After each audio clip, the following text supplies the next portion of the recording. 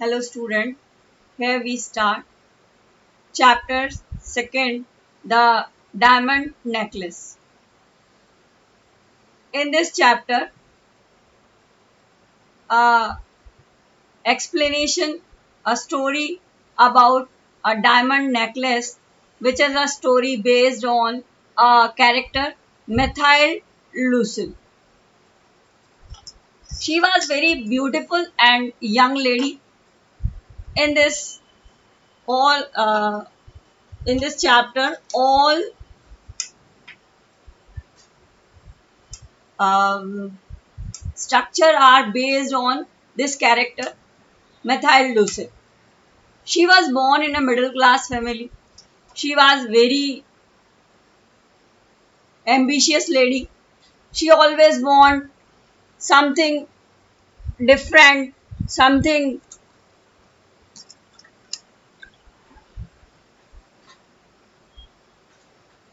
like his friend rich.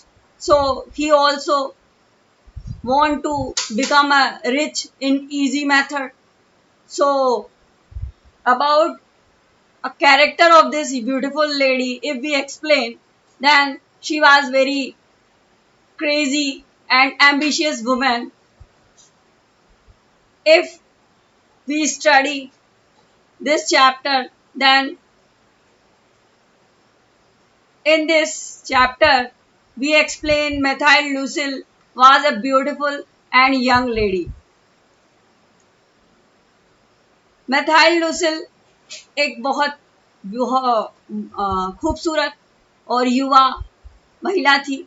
She was born in a middle class family. लेकिन खूबसूरत होने के बाद भी वो एक मिडिल क्लास फैमिली में उनका जन्म लेना उन्हें बहुत बुरा लगता था. She was very ambitious. इस कारण से वो बहुत ज़्यादा एम्बिशियस थी. She thought that she had nothing to feel proud it. खूबसूरत होने के बावजूद उनके पास कुछ ना होना ये उन्हें फील कराता था कि मेरे पास गर्व करने के लिए कोई ऐसा विषय नहीं है. It was not possible for her to marry a rich man. एक अमीर आदमी से शादी करना भी उनके लिए संभव नहीं था. इसलिए she got married to a clerk. So because she married as a clerk man. The clerk was serving in the Ministry of Public Instruction Office. She was married with Mr. Loisel. In chapter, one question is asking to you that who was Methyl married to? So you can give an answer that Methyl married to Mr. Loisel, a clerk. So in next paragraph, Methyl being highly ambitious was not happy. शादी करने के बाद भी वो बहुत खुश नहीं थी. Because she could not lead a luxurious life. वो अपने मित्रों के समान आराम भरी जिंदगी वो जी नहीं पा रही थी. इसलिए वो ज़्यादा खुश नहीं थी. She had to wear simple clothes and had to live in a mediocre apartment with the shabby walls and shabby furnitures and curtains. भद्दे दरवाजे भद्दे दीवारों के साथ उसे अपने एक छोटे से अपार्टमेंट में रहकर अपना जीवन निकालना पड़ रहा था. She was jealous for her own schoolmates. वो बहुत ज़्यादा दुखी रहा करती थी. जेलस ईर्ष्या से भरी रहा करती थी कि उसके स्कूलमेट्स जो हैं वो बहुत ज़्यादा अमीर हैं. Who were rich. She felt small and would weep after visiting them. और कभी जब उनसे मिलना हुआ करता था तब उनसे मिलकर वह रोया भी करती थी. One day her husband bought her an invitation card. एक दिन एक बड़ी पार्टी का एक इन्विटेशन कार्ड उसके हस्बैंड लेकर आए. उसे देखकर भी वह उस दिन खुश नहीं हुई. She was not very happy because she had no good and beautiful clothes to wear on this occasion. इस उत्सव पर उसके पास कुछ अच्छा पहनने के लिए नहीं था. बस इस बात को लेकर ही वो आज खुश नहीं. So her husband arrange to buy a gown for her for 100 francs. 400 francs arrange किए उसके हस्बैंड ने कि वो एक खूबसूरत सा गाउन खरीद सके उस पार्टी में पहनने के लिए. He had saved this money to buy a gun for himself. यह पैसा उन्होंने अपने लिए एक बंदूक खरीदने के लिए रख रखा था. As the date for the party came near, she looked sad again. जैसे जैसे पार्टी नजदीक आने लगी, गाउन ब्यूटीफुल आ जाने के बावजूद वो बहुत दुखी आज भी थी. It was because, ये ऐसा इसलिए था, because she had no jewelry befitting the occasion, क्योंकि उसके पास अच्छा कुछ पहनने के लिए अब नहीं था.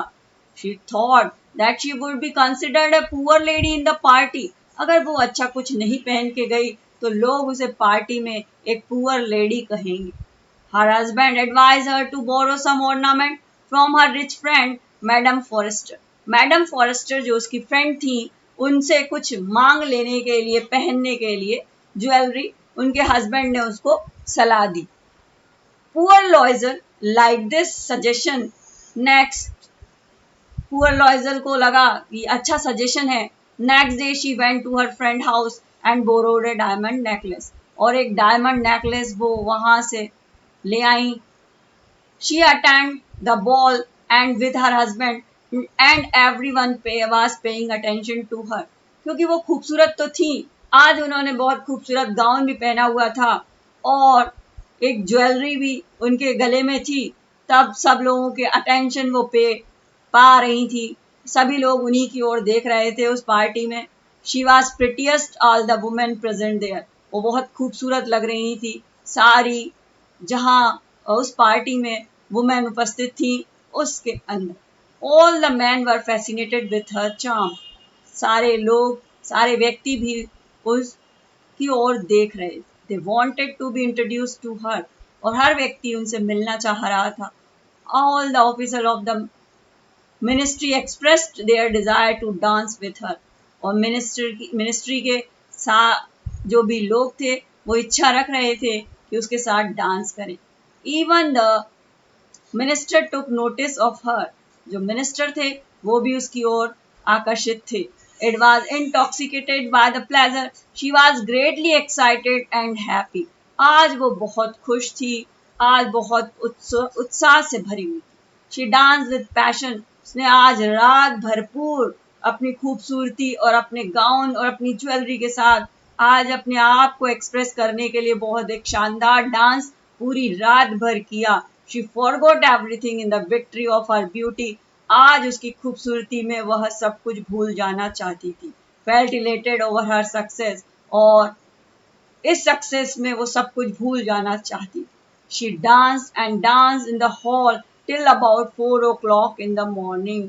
सवेरे 4 बजे तक उसने डांस और डांस किया. When she had finished, her husband threw the modest shawl he had brought for her. एक बहुत खूबसूरत शॉल उसके हस्बैंड ने सवेरे उसके ऊपर डाल दिया और वह घर लौट आए. After reaching home she stood before the mirror.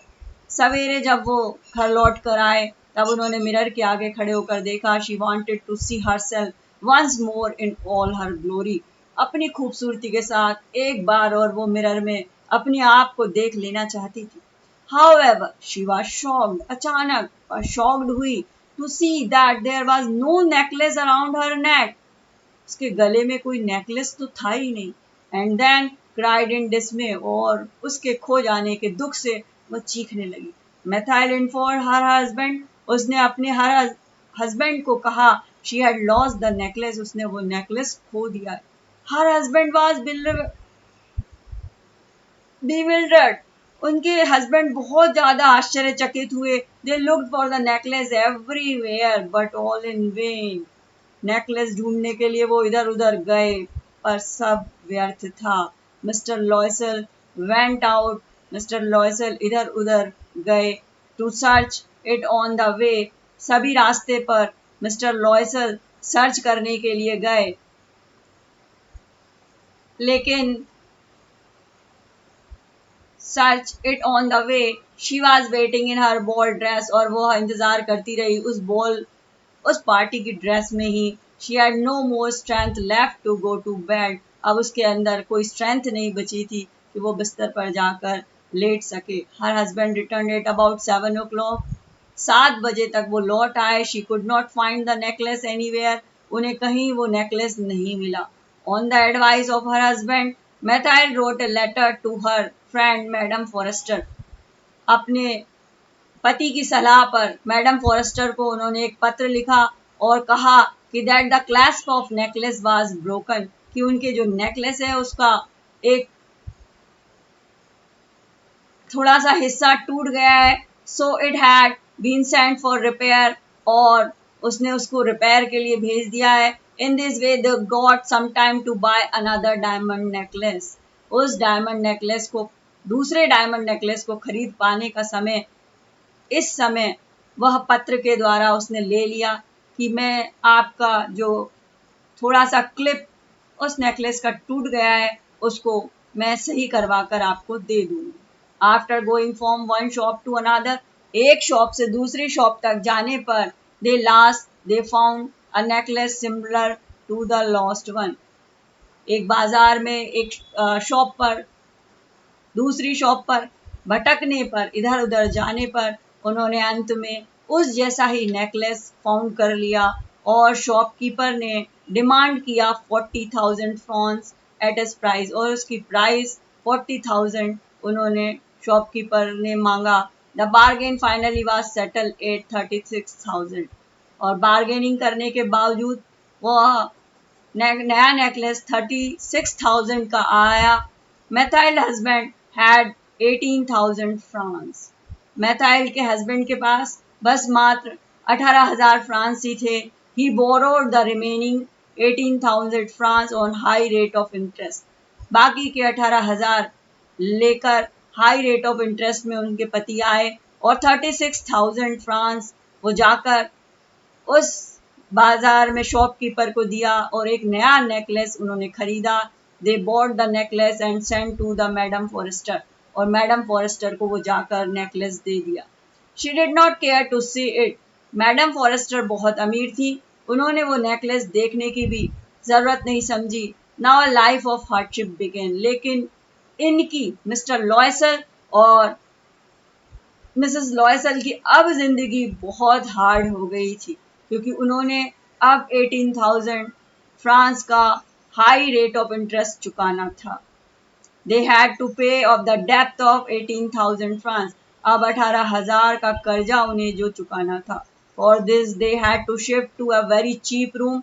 इस कर्जे को चुकाने के लिए उन्होंने एक सस्ता सा रूम ले लिया। दे रिमूव द सर्वेंट, और सारे अपने नौकर रिमूव कर दिए। Now methyl did the house hold work himself. अब मैथाइल को अपने आप स्वयं अपने सारे काम करने होते थे। She fetched water, wash the floor of the house. अपने आप पानी लेकर आती थी, फर्श को धोती थी, यूटेंसिल्स अपने बर्तन धोती, डर्टी क्लॉथ्स, और अपने स्वयं अपने हाथों से उसे अब कपड़े धोने होते थे। All by herself. She did not shopping by herself, और अब अपने लिए वो कुछ खरीद भी नहीं पाई। Her husband work in the evening and late at night. अब उसके हस्बैंड को शाम देर तक काम करना हुआ और रात्रि में भी काम करना पड़ा टू पे बैक 18,000 फ्रांस। अब 18,000 वापस रिटर्न करने के लिए बहुत सारा वर्क अब हस्बैंड को करना था।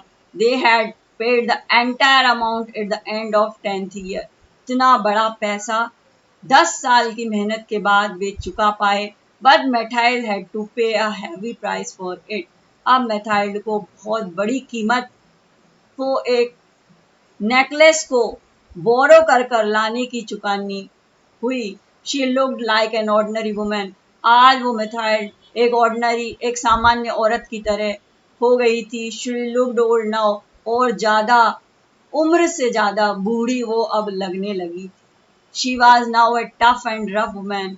अब वो बहुत ज्यादा परिश्रमी और बूढ़ी महिला लगने लगी। One Sunday Mathilde went out to take a walk. एक संडे को मैथाइल बाहर घूमने गई। She saw madam Forestier there and went up to her. वहां उसने उस मैडम फॉरेस्टर को देखा और वहां गई। Madam Forestier was surprise to see her, so much change. 10 साल बाद आज उसे देखने को वो मैडम लुसेल मिली तो मैडम फॉरेस्टर बहुत आश्चर्यचकित हुई उसे देखकर। तब methyl told her that she had to lead a very tough life, it was because of her. उसका ये रूप, उसका ये बूढ़ा हो जाना इन 10 सालों में, उसने आरोप लगाया कि ये सब मैडम फॉरेस्टर आपके कारण है. Madam Forestier was puzzle to hear it. Madam Forestier बहुत पजल हुई, बहुत अजीब लगा उन्हें ये सब सुनकर. देन मेथाइल एक्सप्लेन, तब मेथाइल ने सुनाया वो किस्सा कि उसने कैसे उस डायमंड नेकलेस, डायमंड के खो जाने के बाद वो डायमंड नेकलेस आपको वापस खरीद कर नया दिया, and had to buy another of 30,000 francs to replace it. और 36,000 फ्रांस उसे उसके लिए उसे चुकाने हुए. They had taken them 10 year to pay for it. और अगले 10 साल लग गए वह उस नेकलेस, उस डायमंड के पैसे पूरे करते करते चुकाते. Madam Forestier was moved to hear. Madam Forestier को बड़ा आश्चर्य हुआ मेथाइल की एक ट्रेजिक स्टोरी सुनकर. She revealed to Mathilde. वो मुड़ी और मेथाइल की ओर बोला, नेकलेस वाज वर्थ, नेकलेस तो बेकार था. ओनली 500 फ्रांस, वो तो केवल 500 फ्रांस का था. And the diamond were artificial not real. और जो उसमें डायमंड लगे हुए थे वो इतने कीमती तो नहीं थे. इस तरीके से this story can be and, and Methyl Lucille become fool. So there's a story. In there's a story, you can also explain some question answer. Who was Methyl married to? Methyl was married to Mr. Lucille, a clerk. Second question, there was a Methyl husband employed. Methyl husband was employed in the Ministry of Public Instruction. Third question, why did Methyl wear plain dresses? Methyl wear plain dresses because she couldn't afford costly ones. When did the couple go to minister ball? The couple went to the minister ball in the night. What was the actual cost of the necklace? It's an important question. Actual cost of the necklace is only 500 francs. Some important questions solved in this video. If you want to solve to another questions, I sent you to next all question answer, solved question answers PDF in your next video. Okay, thanks.